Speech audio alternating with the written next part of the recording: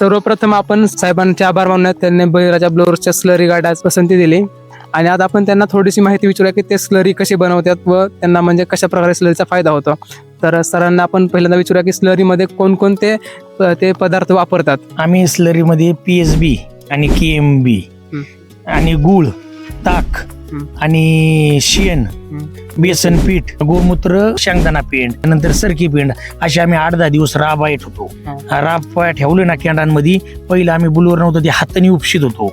हाताने उपसून गाळून ड्रिपला सोडित होतो. त्याच्यात लई त्रास व्हायचा गाळायला आणि तीन, त्याच्यामुळे ना आम्ही स्लरी बनवायचं सोडून दिलं. मग आम्ही बुवा अशी सिस्टीम बघत होतो जेणेकरून आपल्याला उपसायला लागलं नाही पाहिजे आणि सोडायला बी खोडा डायरेक्ट जिथं ओली तिथं गेलं पाहिजे.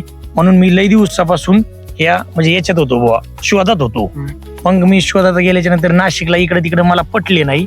मग मला असं पाहता युट्यूबवरून बळीराजा ॲग्रोचे मी शूटिंग पाहिल्याच्या नंतर मला हे पटलं बुवा, म्हणून मी बळीराजाला पसंती दिली पहिली.